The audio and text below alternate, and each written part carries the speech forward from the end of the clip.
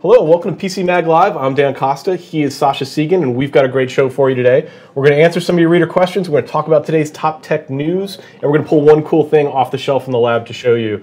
Before we get to that, I want to bring you a couple of words from our sponsor, Intel. Intel invites you to check out its new pop-up Intel Experience Store in New York City. This unique, ever-changing environment provides an opportunity to get your hands on some of the latest Intel-based tablets and two-in-one devices. You can even test drive some of them at home for a 24-hour period, enabling you to truly try before you buy. You can catch the Intel Experience Store at 262 Mott Street in Nolita in New York City through January 25th. For more information, go to intel.com/stores. Now, the big news of the day, that Nokia, which is in the process of being acquired by Microsoft, is planning on releasing Android phones. This came out that it was rumored for a long time, but now it looks like this is in fact going to happen. Nokia may release Android-based phones, even though they are owned by Microsoft, which has its own mobile operating system. Sascha, you're not totally surprised by this. No, this was a report on The Verge that came out earlier today, and it's looking at Nokia's Asha line, which are these super successful sub-$100 messaging and web phones with a couple of apps, but apps really aren't the focus.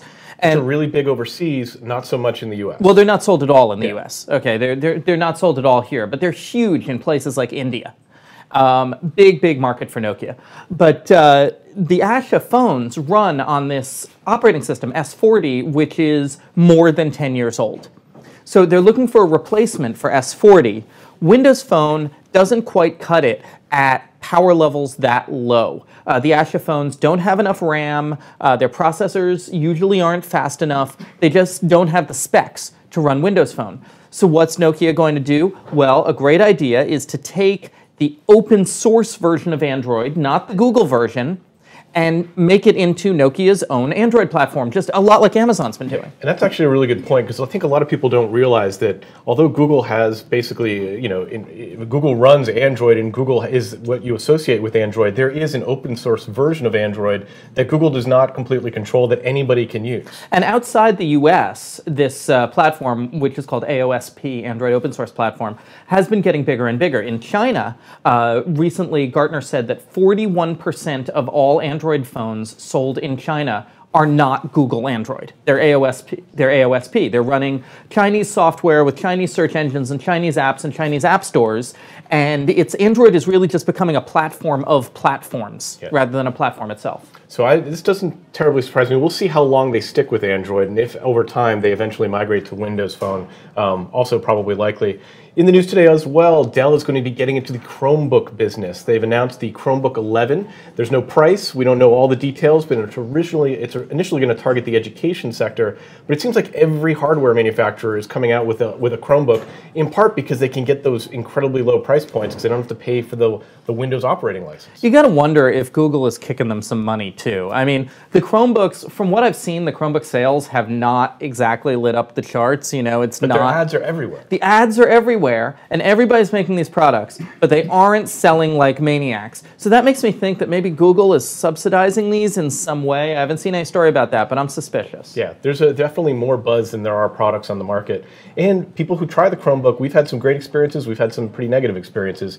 It's not quite a full notebook experience. You got to know how they work and what you get for them. But you do get them for $200, $250. Yeah, the Acer C720, which we really like, $199. Cool. Also in the news, this news from the UK, evidently a shopping site called Zavvi has been selling games. They sell a lot of different electronics, but customers of the new game Tearaway got a little something extra when they opened up their packages. They actually got a PS Vita included in the box. That was not supposed to happen. They did not pay for those. They were just shipped out. They haven't said how many of them got shipped out, but they first politely asked all those customers to send the Vita back. And now they're considering actually suing their customers to get those devices back. Yeah, and in this case, it looks like UK law is on the retailer's side, because this wasn't a case of, for instance, the Vita being advertised for $19.99. The game was advertised for $19.99. The people bought the game, and some, idiot in their shipping department just started putting them in the box. Accidentally started putting things in boxes. And in that case, you're supposed to return the thing that you got by mistake. What would good customer service be? Well, the best customer service would be Zavvi letting people keep these things.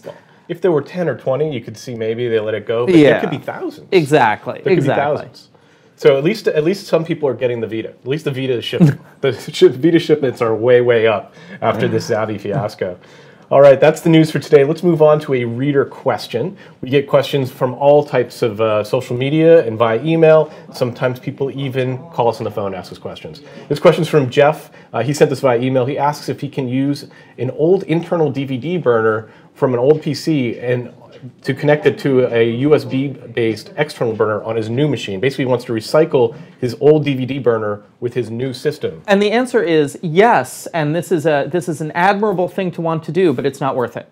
Because what you will need to do is you'll need to take your old burner and go on Newegg or Tiger Direct or somewhere like that and get a 5.25-inch DVD USB enclosure.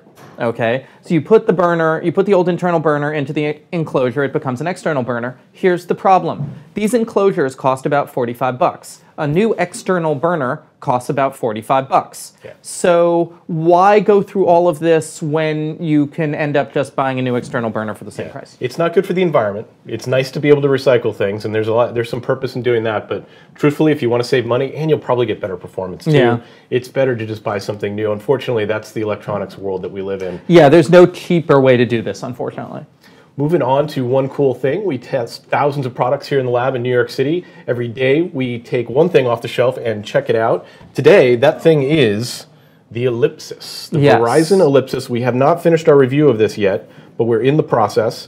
But it looks like a 7-inch Android tablet. Yeah, it looks like a kind of generic Android tablet, doesn't it? Yep. And it is a kind of generic Android tablet. Verizon has been, for the past year or two, toying with low-end Android tablets. For a while, they had a deal with Kobe, where they would give away Kobe tablets with people who bought high-end Android smartphones.